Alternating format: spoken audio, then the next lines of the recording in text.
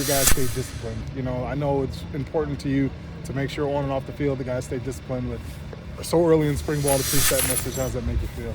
Well, it's just it's just playing any kind of sport. It's so emotional, and then all of a sudden, you're out here. It's a Wednesday night. It's kind of damp and cold, and the first time we put shoulder pads on, everybody's like trying to prove a point, that they belong. And so there's just a lot of people on edge, and you just got to manage it. So, the running we did there, it was not scripted. It was just part of discipline when they kind of lose their way a little bit. I got to kind of reassert, the business-like approach that we need to have to be successful.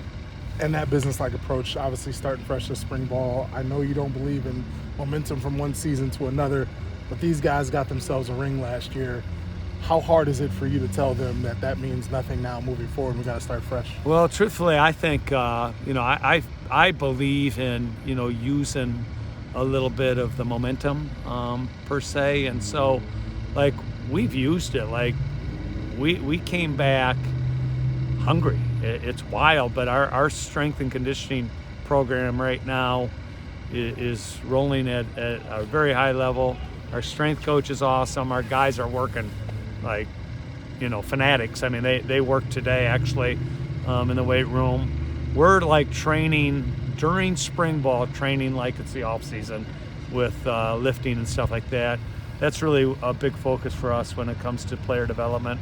So that's great. And then our energy level out here is, it's wild. It's extremely intense. And so I don't get the sense at all that anybody, thinks that we've arrived since we just went 14-0 and won the national championship a few months back. But I think we're hungry, and our guys, still, I don't know what it is about Ferris State, but the whole chip on your shoulder Ferris State Bulldog thing exists quite prevalently out here with our guys.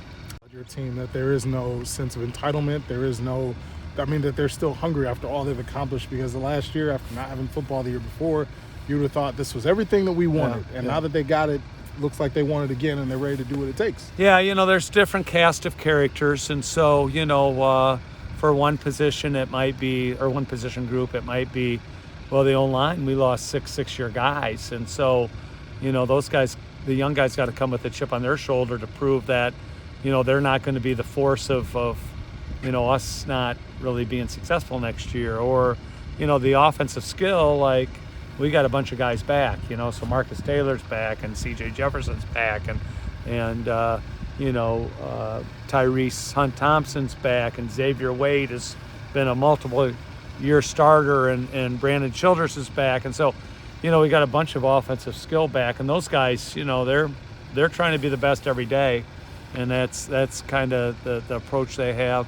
Same with the defense, you just talked to Murph, but he was defensive lineman of the year in the GLIAC, and he's locked in to try to be the best again. Lareo Oladipo, Ian Hall, those guys are all guys that have done really, really well here that are still ready to grind. We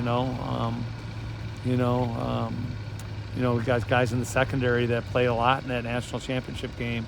Sidney McLeod is a corner that's a starter, and so those guys are really ready to battle and try to work to improve themselves. And so that's the goal, trying to be better version of yourself than you were last year.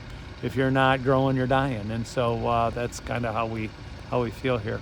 You mentioned the depth at skill positions and all the guys coming back. Is there a position that concerns you? Maybe not concerns, but a place where you're looking to find some depth here in spring ball? You're looking to see who you got? Yeah, the interior D-line, we lost a couple of really good players there. And the O-line, 6-year guys. And so, we led the nation in total offense and in scoring offense. And we scored a lot of points in the playoff run. But, it's easy to say when you got, men up there, and 6-year guys. We still got, a couple really good players back there. Adam Sealer and Banger is two really good players. But for the most part, we're going to have to plug in some young guys there. And it's not to say we aren't confident they'll do a good job, but it's going to take some work for sure. And that's my last one for you. What lesson did those young guys learn last year? Because your offensive line was the best in college football in Division II, and you're right that they were finishing games. You're running the ball down people's throat in the fourth quarter. What lesson do you think those young offensive linemen learned? Well, first off, they know that we do it a little bit differently than anybody. Like we play, nobody rotates two offensive line groups the way we do. And so, we're like hockey, there's 5 in and then another 5 come in and people are like, what is going on there? So then you think, okay, well, if they lost 6 of them, they've got 4 back, and that's 4 of the 10, even though, they weren't always starters. There are a couple of them that started, here and there, but they're not all starters, but they know, like, we'll go with 10 guys on the offensive line. So we got 20 out here right now, so they're still in a fight to see if they can be in the top 10 and know they're going to develop into, a great, college football player.